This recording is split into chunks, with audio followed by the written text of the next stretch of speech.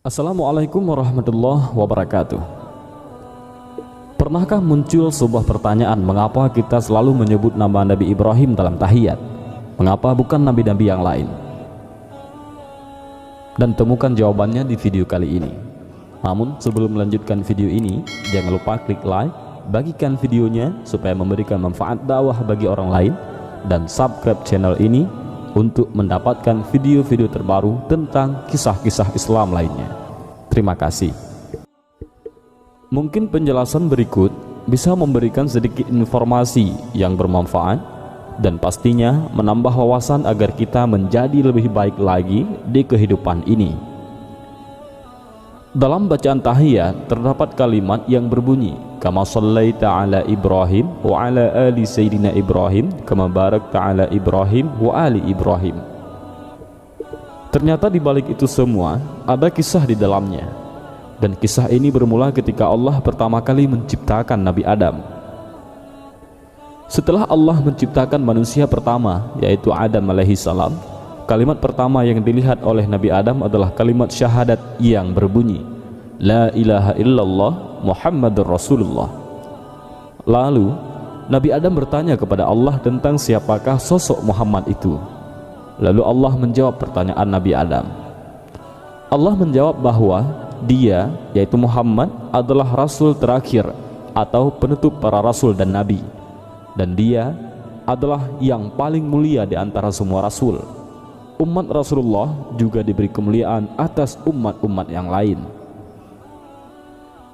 Dikisahkan bahwa Nabi Adam alaihissalam pernah berkata, sesungguhnya Allah memberi 4 macam kemuliaan kepada umat Nabi Muhammad SAW yang tidak diberikan kepadaku. Pertama, penerimaan taubatku di Mekah, sedangkan umat Muhammad boleh bertaubat dimanapun.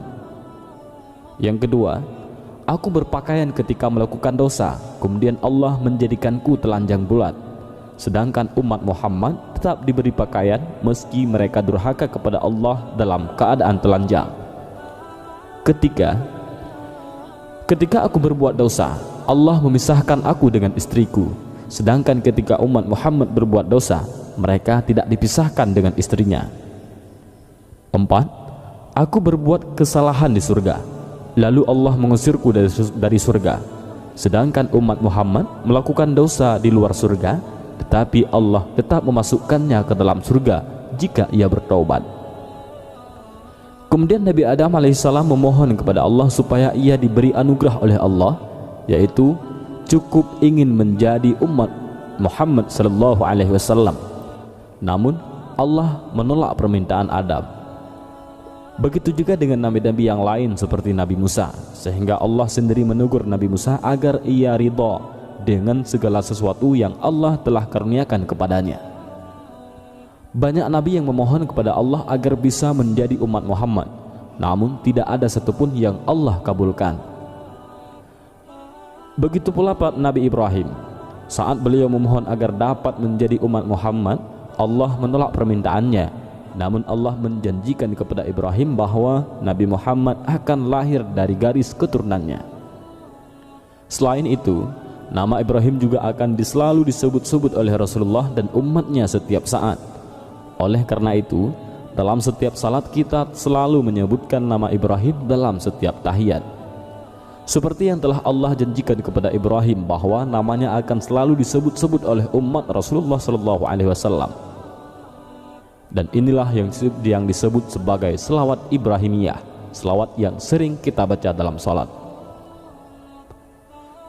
Masya Allah, sungguhlah baik apabila kita merinding ketika mengetahui banyak nabi yang lain ingin menjadi umat Rasulullah SAW. Dan betapa beruntungnya kita yang telah termasuk ke dalam salah satunya tanpa harus meminta ataupun memohon kepada Allah. Sehingga sangatlah bijak apabila hal ini semakin menambah keimanan kita kepada Allah dan lebih mencintai Rasul kita Nabi Muhammad SAW. Wallahu a'lam bissawab.